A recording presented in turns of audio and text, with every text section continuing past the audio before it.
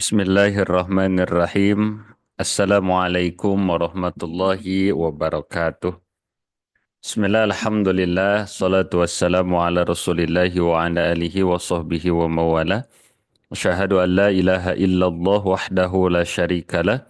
Wa asyhadu anna sayyidana Muhammadan abduhu wa rasuluhu alladzi la nabiyya ba'dah wa la rasula ba'dah hatta yaumal qiyamah.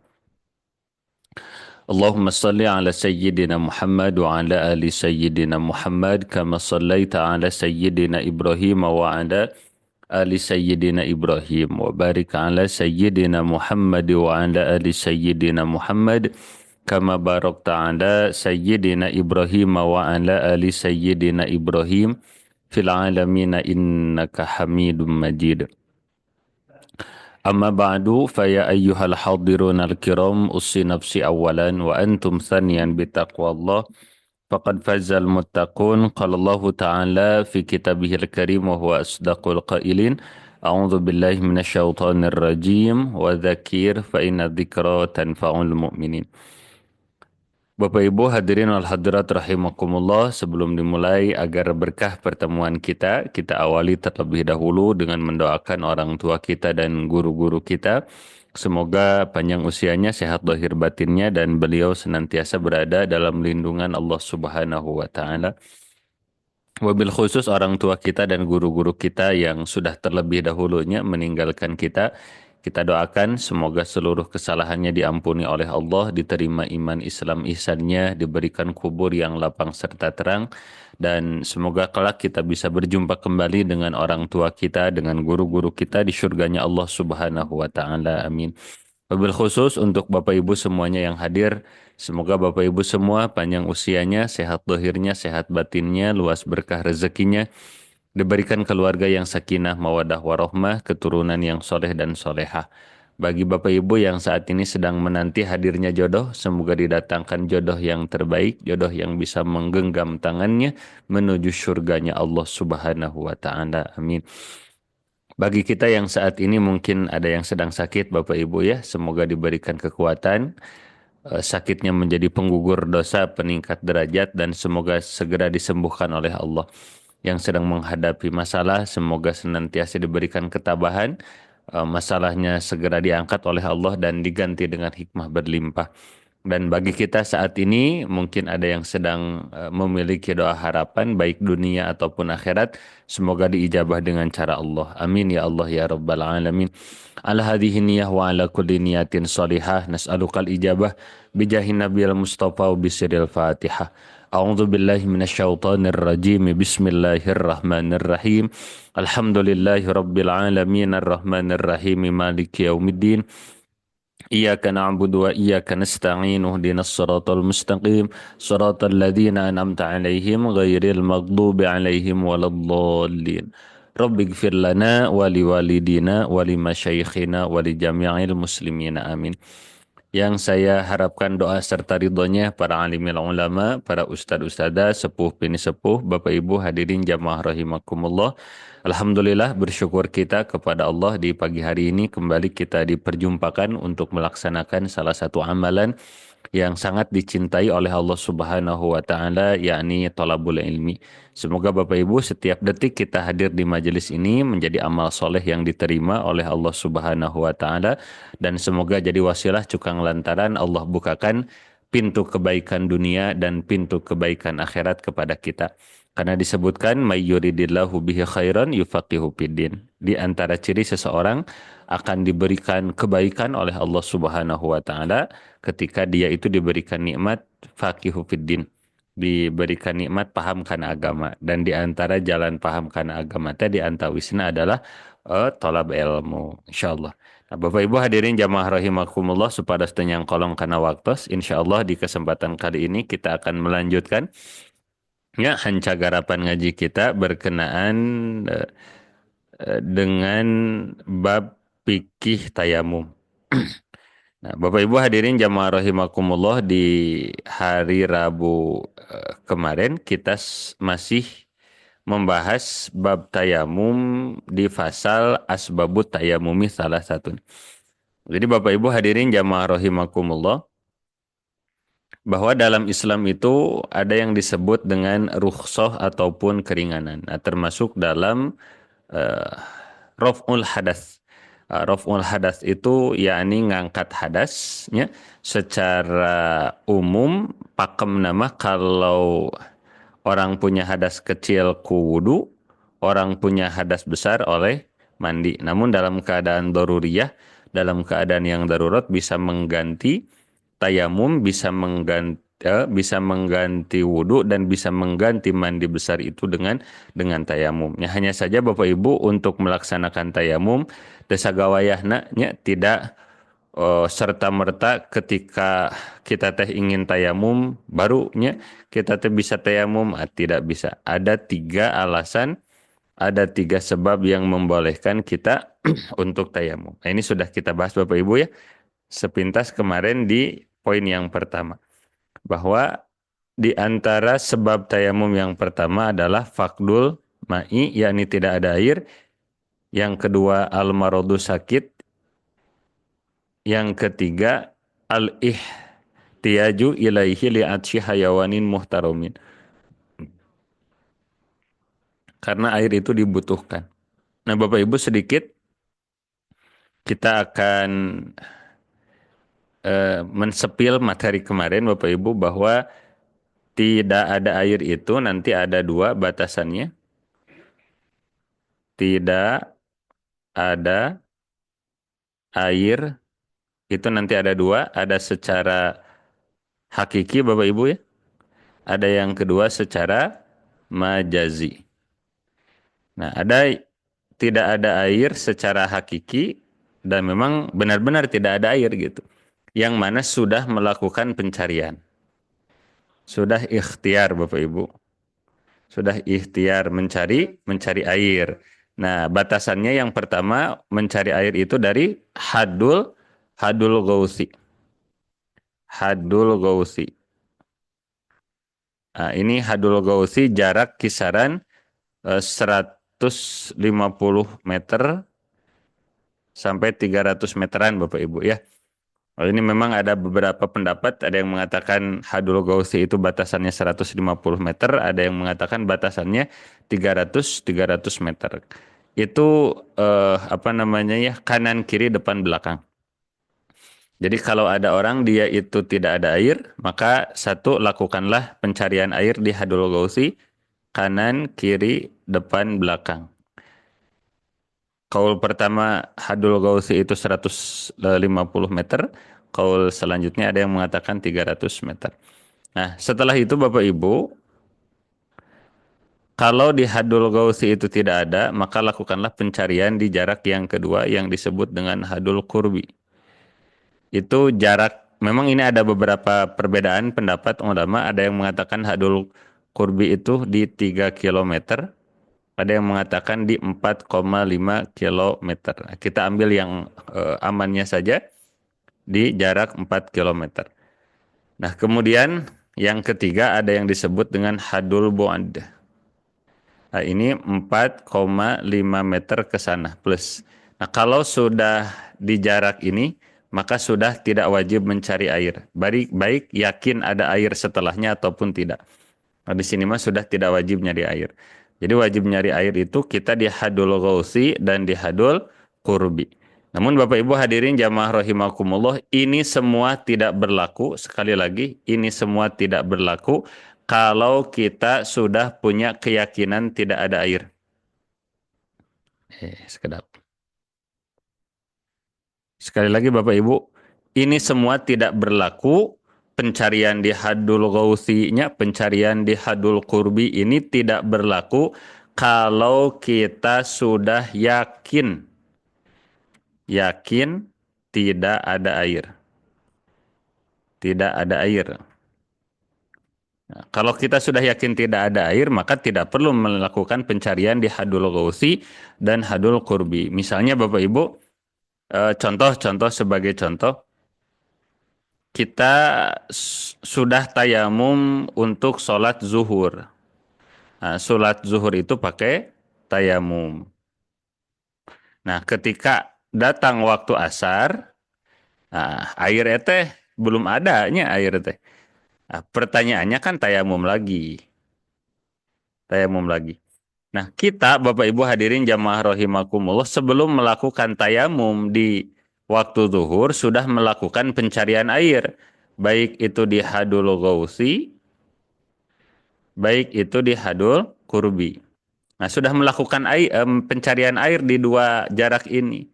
Nah, maka ketika masuk azan asar, kan kita tayamum lagi. Nah, apakah harus nyari lagi air di hadul gausi dan hadul kurbi? Maka tidak perlu. Langsung tayamum di sini mah. Karena apa? Karena sudah yakin tidak ada air dengan alasan kita sudah melakukan ikhtiar. Nah, Bapak Ibu ini yang harus kita perhatikan di poin yang pertama. Atau yang selanjutnya ada eh, fakdul ma'i tidak ada air secara majazi. Nah, contohnya seperti ada orang yang air mah ada gitu tapi terhalang oleh sesuatu yang bisa membahayakan terhadap diri sendiri. Misalnya ini air Bapak Ibunya, air rumah, jadi ayah sumur. Oh, tapi di sini tuh misalnya ada maung gitunya atau ada bahaya yang mana kalau kita ngambil air saat itu bisa memudaratkan diri kita. Nah, maka ini disebutnya tidak ada air secara majazi. Nah, ini Bapak Ibu yang pertama yakni fakdul ma'i tidak ada air. Nah, kemudian yang kedua yang memperbolehkan kita untuk melaksanakan tayamum yang kedua adalah al-maradu. Al-maradu yakni sakit. Nah, pertanyaannya sakit seperti apa yang mubihun, yang memperbolehkan terhadap tayamum, sakit yang seperti apa? Kalau dulu ngaji disebutnya sakit, naon disebat nantinya? Nu aya pakuat pakaitna sareng cai. Jadi senah naon kapung kurma disebat nate gering nu nyambung jeung cai senah. Nah, jadi kalau ada sakit Bapak Ibu hadirin jamaah rahimakumullah yang ada sangkut pautnya dengan air. Jadi kalau terkena air bisa menimbulkan masyakat, bisa menimbulkan darurat terhadap sakit tersebut, maka diperbolehkan tayamum. Tapi kalau sakit itu tidak ada hubungannya dengan air, maka tidak diperbolehkan untuk melaksanakan tayamum. Contoh Bapak Ibu, ada sakit gitunya yang kalau misalnya terkena air itu bisa menyebabkan satu bertambah sakitnya, bertambah sakit. Contohnya apa?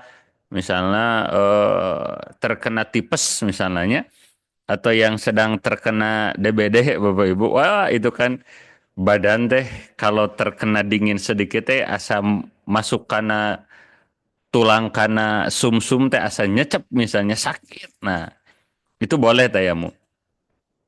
Atau misalnya ketika terkena air bisa membuat susah sembuh misalnya.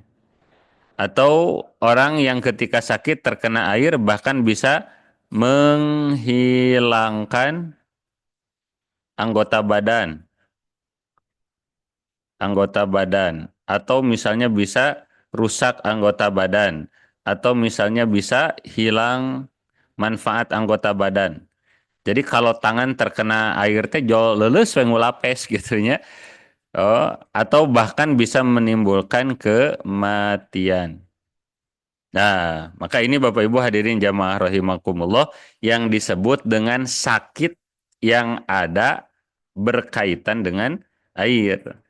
Jadi kalau sakitnya itu terkena air bisa menyebabkan bertambah sakit, susah sembuh, menghilangkan anggota badan, rusak, hilang manfaat dan lain sebagainya hatta kematian.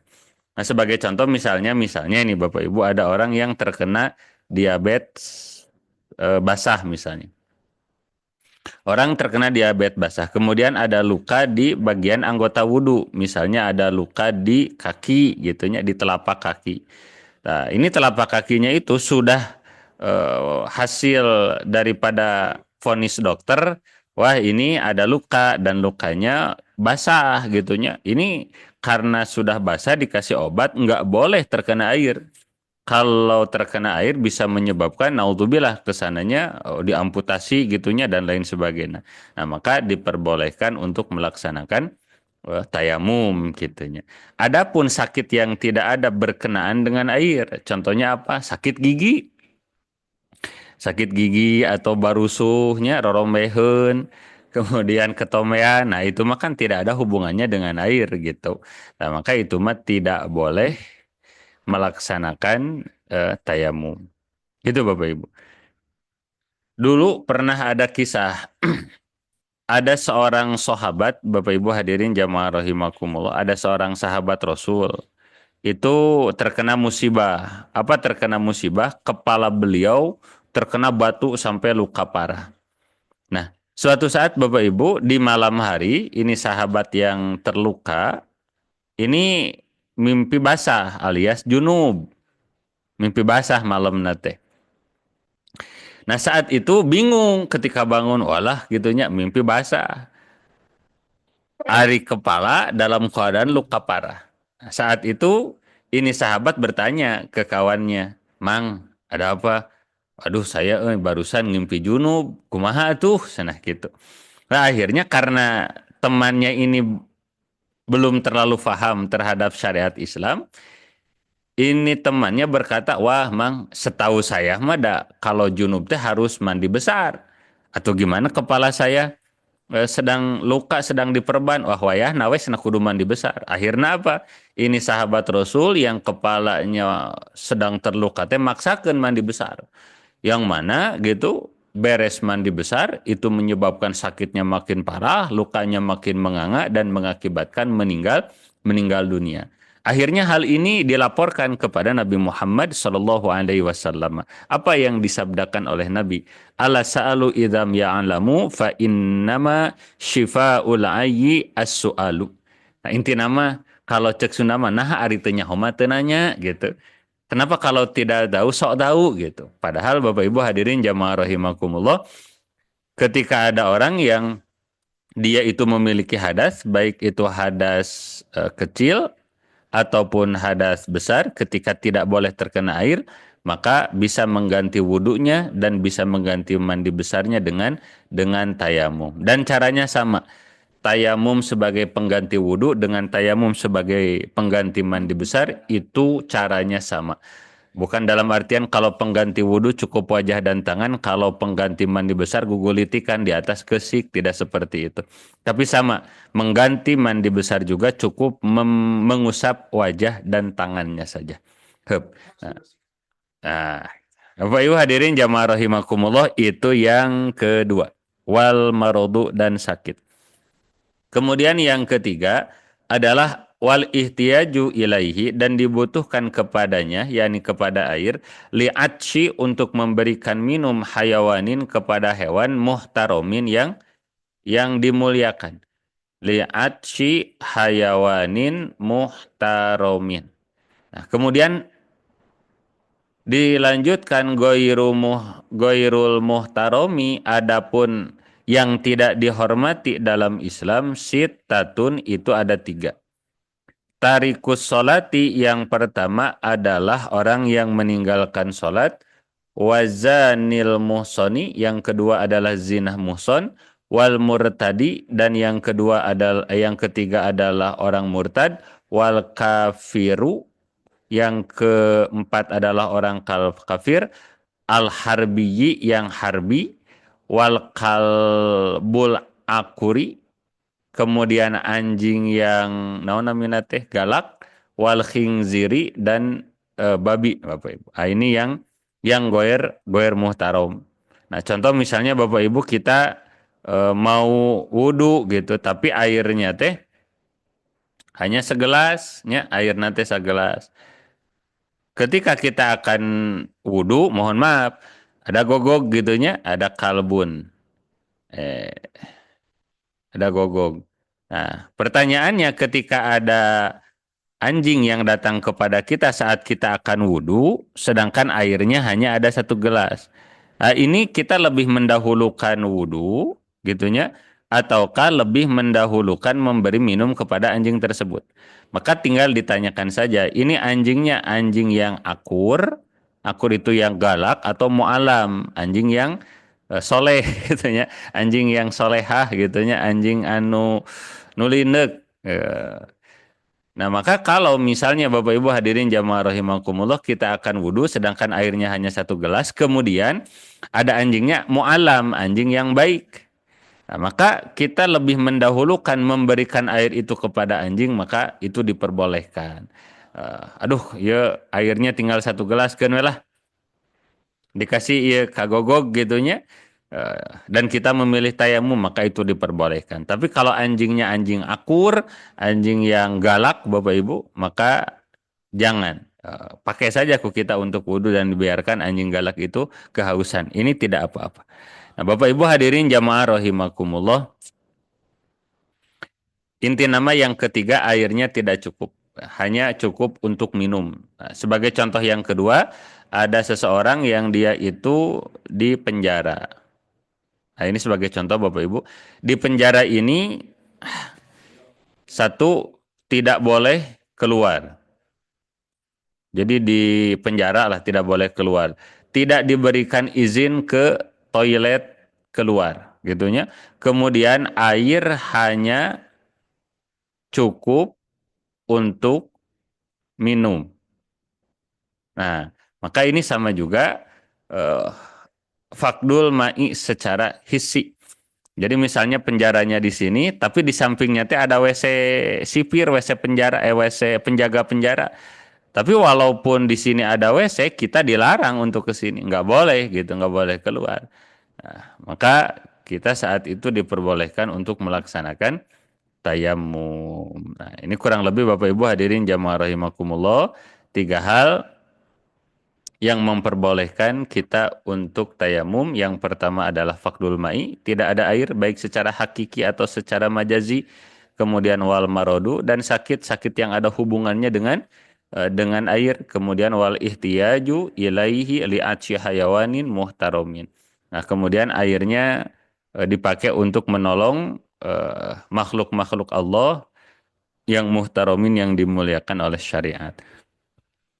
Nah, mungkin itu Bapak Ibu hadirin jamaah rahimakumullah, kurang lebih pembahasan kita berkenaan dengan asbabut tayamumi, pasal sebab-sebab diperbolehkannya tayamum. Wallahu alam bissawab. Silakan Bapak Ibu yang akan menyampaikan eh, pertanyaannya, boleh via chat saja Bapak Ibu ya, agar lebih tertib untuk dibacakannya.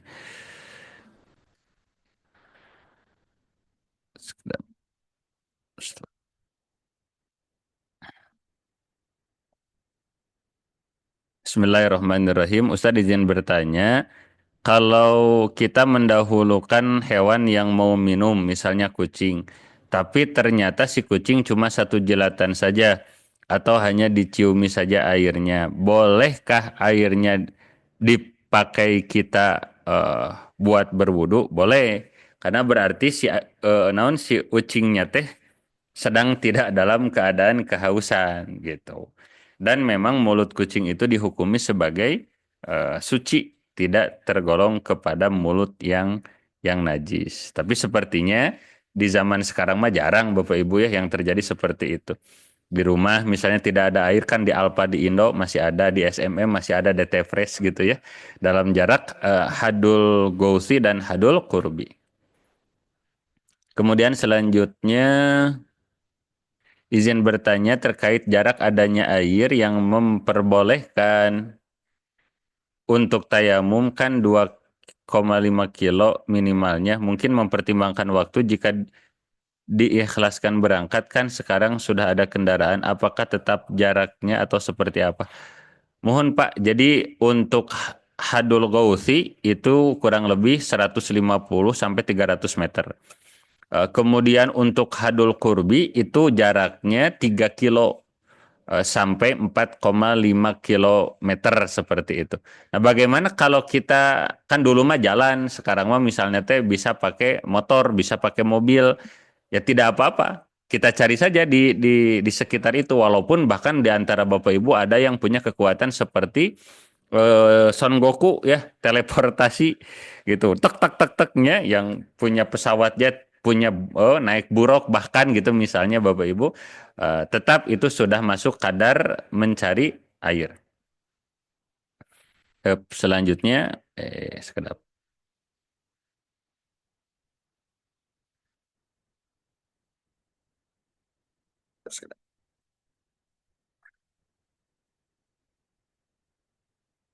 Bismillah, kalau kondisinya kita dalam keadaan haus dan hanya tersisa satu gelas juga, apakah boleh mendahulukan meredakan dahaga? Enggak. Jadi Bapak Ibu hadirin jamaah rahimakumullah, ketika kita minum, kan kita sudah punya kadar masing-masing gitu ya, yang bisa menghilangkan dahaga dalam diri kita. Nah, kalau misalnya kita itu satu gelas, yang mana sekali teguk, dua kali teguk itu habis, itu boleh kita melaksanakan tayamum kalau seandainya airnya memang sudah habis. Dan tadi Bapak Ibunya di jarak hadul gausi dan hadul kurbi itu tidak ada. Nah, namun ada catatan yang kedua. Ketika kita merasa satu teguk, sudah hilang hausnya seperti itu, dan tersisa setengah gelas, maka setengah gelas ini masih harus dipergunakan untuk, bisa dipergunakan untuk tayamum. Karena tayamum untuk wudhu, karena wudhu itu tidak serta-merta harus gayung atau dua gayungnya.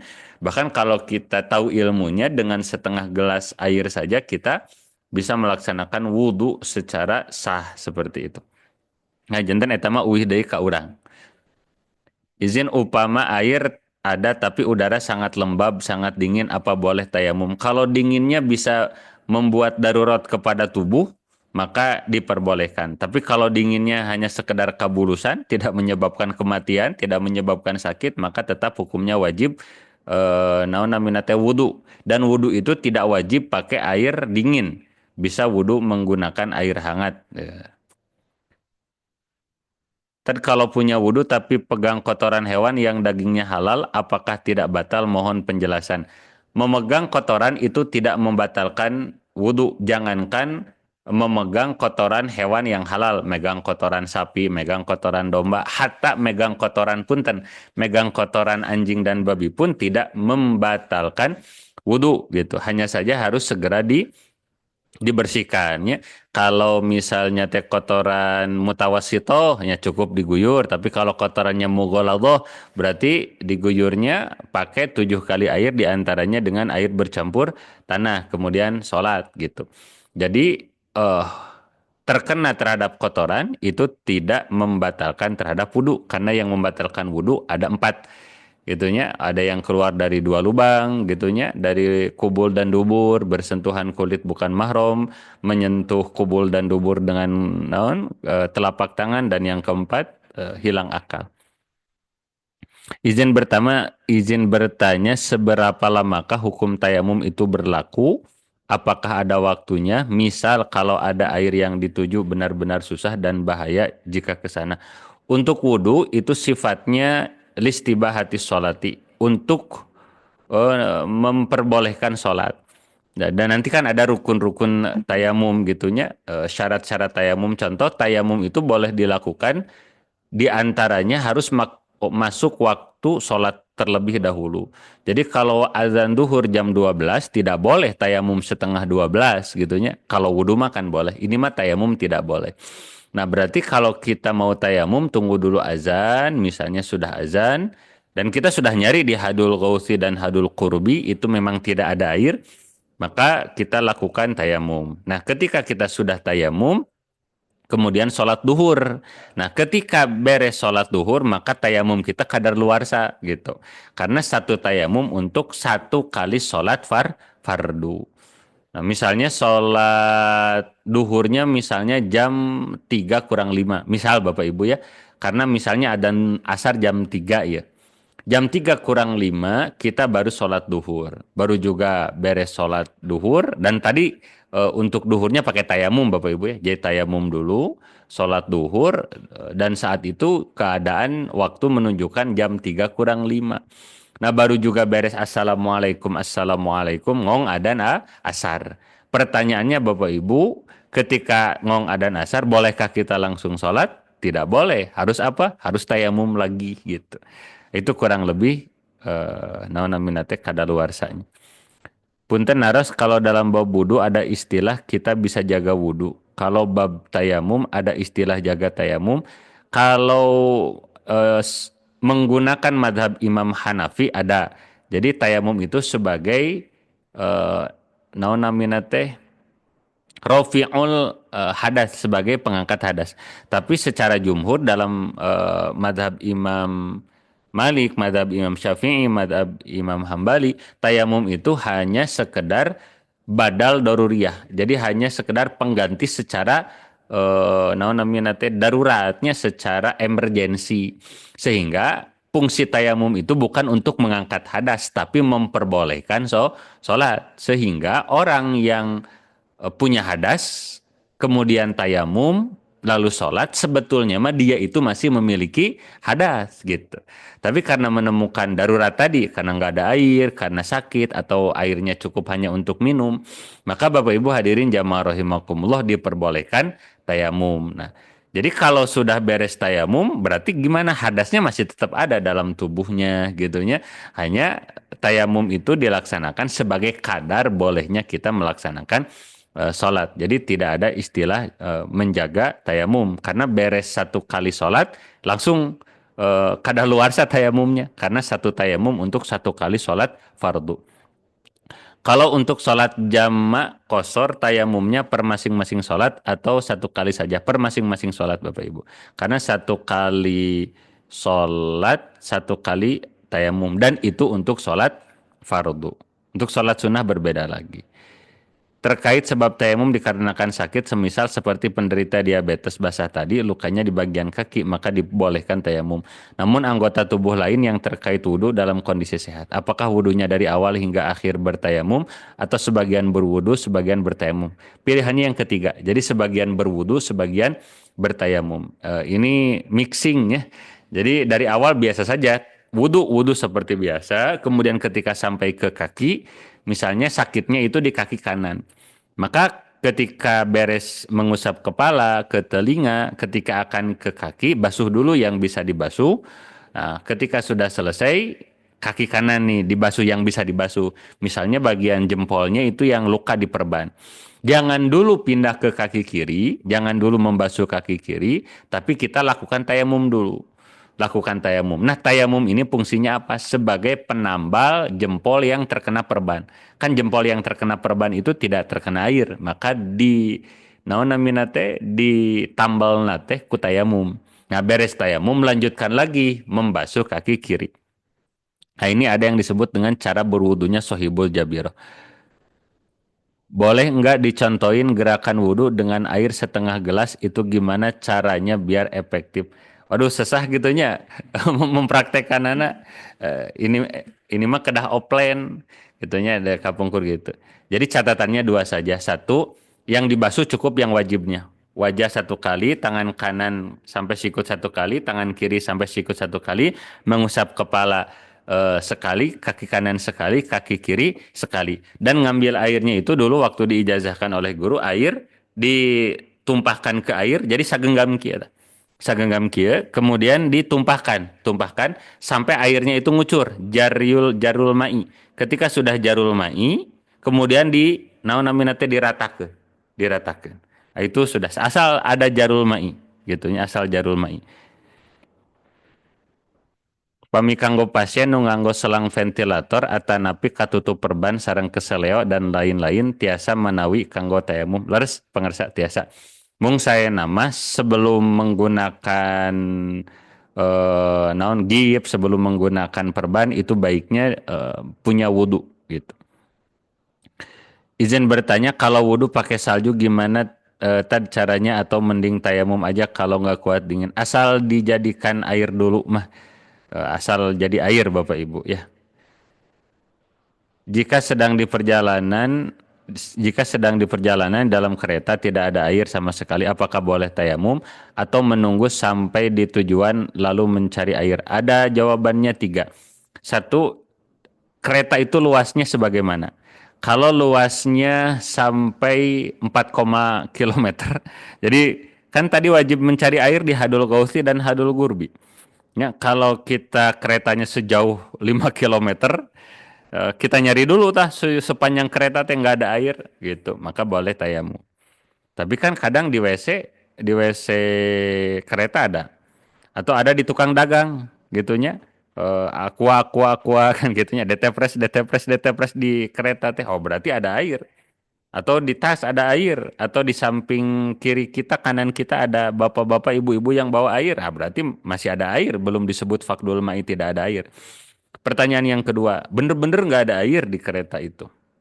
Pertanyaan yang kedua, ketika mau tayamum, ada tanah berdebu tidak? Nah, saya mau ke jendela, pertanyaannya di jendelanya ada debu tidak? Saya mau ke jok, di joknya ada debu tidak? Kalau di joknya, di jendelanya, ketika di toel gitu tuh ada debu, dan maka itu bisa, ya itu menggunakan madzhab Imam Malik boleh. Tapi kalau seperti di pesawat atau keretanya bersih, maka kan tidak ada debu. Kita mau apa namanya tayamum ke mana seperti itu. Soalnya toyibannya tidak ada. Maka posisi yang ketiga bisa melakukan sholat lihurmatil waktu. Karena berarti kita tergolong fakidut tohuroin, orang yang tidak bisa bersuci dengan air dan tidak bisa melakukan tayamum. Maka sholat saja. Walaupun tanpa wudhu, iya. Walaupun tanpa wudhu. Walaupun tanpa tayamum, iya. Walaupun tanpa tayamum. Tuh, karena walaupun kita punya wudhu, walaupun kita punya tayamum, tetap sholat kita di dalam kereta wajib dikodok. Nah, kenapa? Karena ketika kita sholat wajib istiqrol fil ardi, kita teh harus menetap ke bumi. Sedangkan kalau naik kereta kan ngalayang. Nah, jadi kita mah tetap Bapak Ibu sholatnya lihurmatil waktu kalau di kendaraan untuk sholat wajib, kecuali sholat sunnah. Karena dulu yang dicontohkan Kangjeng Nabi ketika sholat di atas kendaraan itu hanya sholat sunnah. Nah, sehingga para ulama memberikan kesimpulan, setiap sholat yang kita lakukan di atas kendaraan itu nanti ketika sampai itu wajib diqodho. Seperti itu Bapak Ibu hadirin. Alhamdulillah. Baik Bapak Ibu sudah menunjukkan 10 lebih 12. Semoga apa yang kita bahas ini berada dalam ridhonya Allah. Sekali lagi Bapak Ibu, kalau Bapak Ibu mendapati apa yang saya sampaikan ada yang tidak sesuai, jangan sungkan untuk memberikan masukan dan meluruskan dan memperbaiki. Semoga Bapak Ibu apa yang kita lakukan ini diridhoi oleh Allah. Mari bersama kita tutup dengan doa kifaratul majlis. Subhanaka Allahumma bihamdika asyhadu an la ilaha illa anta astaghfiruka wa atubu ilaih. Hatur nuhun Bapak Ibu, mohon maaf. Assalamualaikum warahmatullahi wabarakatuh. Bapak Ibu yang Waalaikumsalam. belum presensi silahkan. Yang belum screenshot untuk SMKI silahkan. Termohon Ustaz. Allah.